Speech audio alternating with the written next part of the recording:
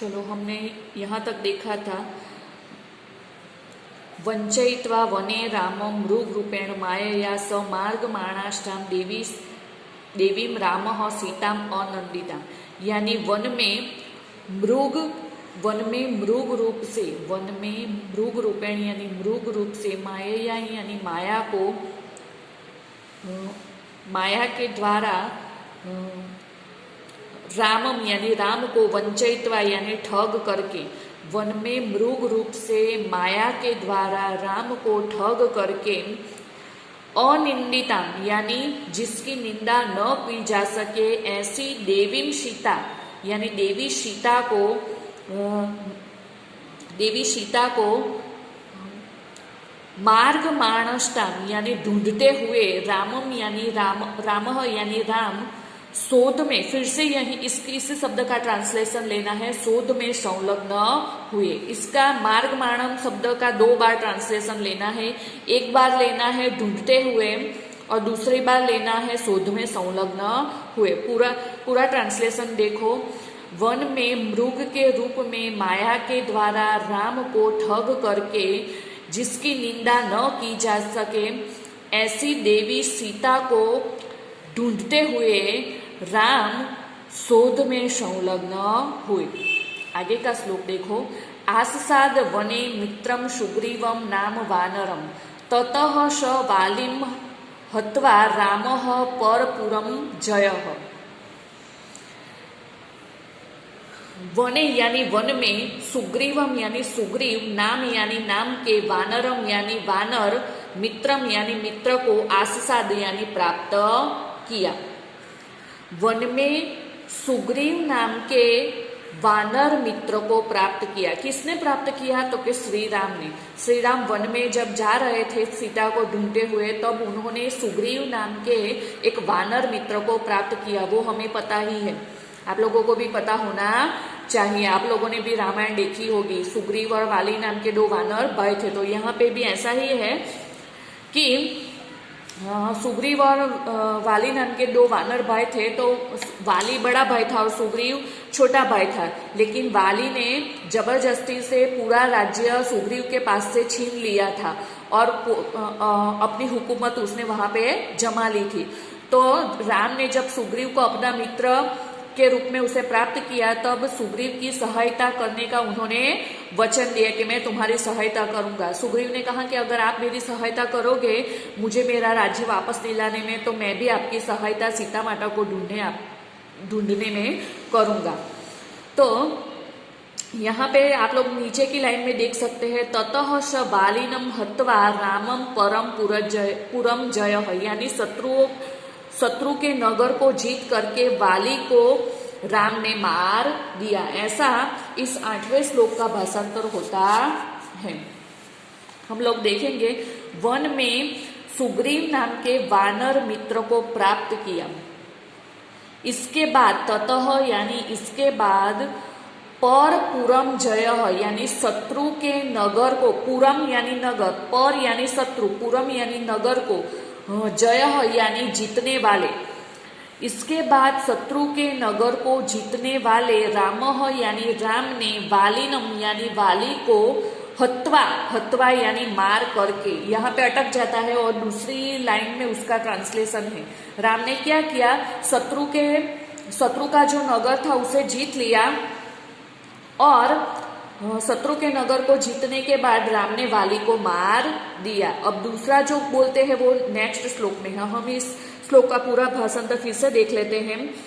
One में सुग्रीव नाम के वानर मित्र को प्राप्त किया। ततः यानी इसके बाद, पर यानी शत्रु के नगर को जीतने वाले राम ने वाली को मार करके, आगे देखो क्या किया। वाली को मार डालकर, उन्होंने वाली को मार डालकर, राम ने वाली को मार डालकर उनका जो राज्य था वो उनके छोटे भाई सुग्रीव को सौंप दिया। देखो, आयच्छक कपि राज्यम तु सुग्रीवाय महात्मने सुग्रीवेण अभिसंदिष्टा हरयः काम रूपेण।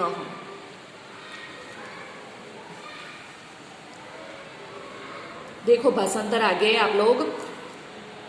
महात्मने यानी महात्मा सुग्रीवाय यानी सुग्रीव को कपि राज्यम, कपि यानी बंदरों का राज्य आयच्छक यानी दिया। महात्मा सुग्रीव को वानरों का राज्य या फिर बंदरों का राज्य आयच्छक यानी दिया, क्योंकि ये सुग्रीव का ही राज्य था जो जबरदस्ती उसके बड़े भाई वाली ने छीन लिया था, लेकिन राम ने वाली को मार दिया और बाद में महात्मा सुग्रीव को बंदरों का राज्य आयच्छक यानी सौंप दिया। ये लाइन आप लोगों को समझ में आ गई होगी। सुग्रीव के द्वारा, सुग्रीवेण यानी सुग्रीव के द्वारा अभिसंदिष्टा यानी आदेश प्राप्त करके काम रूपेण यानी इच्छा के अनुसार रूप धारण करने वाले हरय यानी बंदरों ने। अब यहां से अटक जाना है, फिर से देखो। सुग्रीवेण यानी सुग्रीव के द्वारा अभिसंदिष्टा यानी आदेश प्राप्त करके काम रूपेण यानी इच्छा अनुसार रूप धारण करने वाले हरय यानी बंदरों ने। फिर से ये श्लोक का भाषांतर हम लोग देखते हैं। महात्मा सुग्रीव को बंदरों का राज्य सौंप दिया। सुग्रीव के द्वारा आदेश प्राप्त करके अपनी इच्छा से रूप धारण करने वाले बंदरों ने, अब आगे क्या किया? अपनी इच्छा से रूप बदलने वाले बंदरों ने तो कि हजारों की संख्या में वो देवी सीता को ढूंढने चले गए। देखो आगे के श्लोक में, दिक्षु सर्वासु ताम देवीं विचिन्वतः सहस्त्रः, सहस्त्रः यानी हजारों की संख्या में, सर्वासु दिक्षु, सर्वासु यानी सभी, दिक्षु यानी दिशाओं में, हजारों की संख्या में सभी दिशाओं में, ताम देवी यानी उस देवी को, विचिन्वतः यानी ढूंढते थे, हजारों की संख्या में सभी दिशाओं में उस देवी सीता को ढूंढते थे। कौन? वानर यानी बंदर लोग।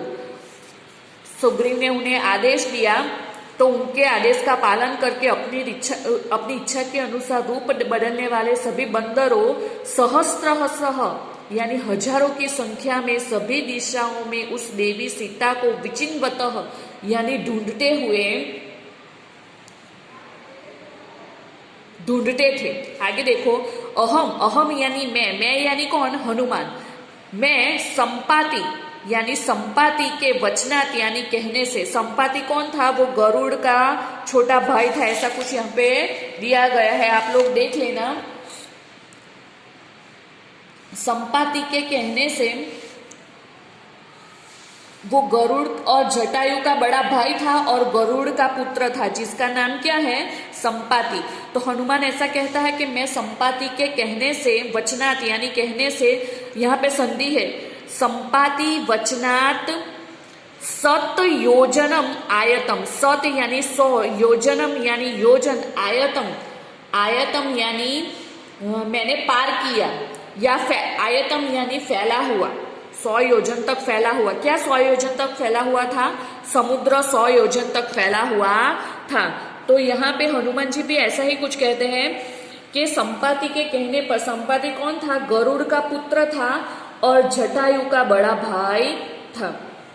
तो हनुमान जी कहते हैं कि वानरों तो हजारों की संख्या में उस देवी सीता को ढूंढ रहे थे, लेकिन मैं भी, अहम यानी मैं भी, संपाति यानी संपाति के वचनात् यानी कहने से, सत योजनम यानी 100 योजन तक, आयतम यानी फैले हुए।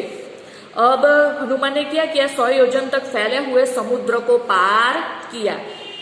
देखो आगे के श्लोक में, तस्या हेतो विशालाक्ष्या समुद्रम वेगवान प्लुतः, तस्या यानी उस, विशालाक्ष्या यानी विशाल आंखों वाली सीता के कारण, विशाल आंखों वाली यहाँ पे कौन है? सीता माता।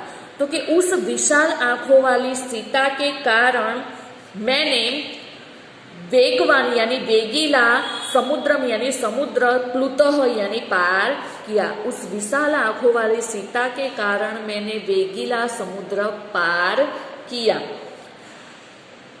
ऐसा उक्त्वा, यहाँ पे देखो, विराम उक्त्वा, उक्त्वा यानी ऐसा कह करके वह वानर पुंगव यानी वानर श्रेष्ठ हनुमान। वानरों में सबसे श्रेष्ठ कौन है तो के हनुमान। वानर पुंगव यानी वानरों में श्रेष्ठ हनुमान वीरराम यानी रुका, समुद्र को पार करके वो रुका। फिर से ये लास्ट श्लोक का भाषांतर हम लोग देखेंगे। उस विशाल आंखों वाली सीता के कारण मैंने वेगिला समुद्र पार किया, ऐसा उक्तवा यानी ऐसा कह करके वह वानर श्रेष्ठ हनुमान वीरराम यानी रुका। वाचम यानी उक्तवा वाचम यानी ऐसा कह करके वह वानर श्रेष्ठ हनुमान रुका। तो यहाँ पे सभी श्लोकों का ट्रांसलेशन हो गया है। आप लोगों को ये ट्रांसलेशन अपनी नोटबुक में लिख लेना है और इसका स्वाध्याय भी पूरा करना है। तो हम अब आगे का लेसन नेक्स्ट वीडियो में देखेंगे।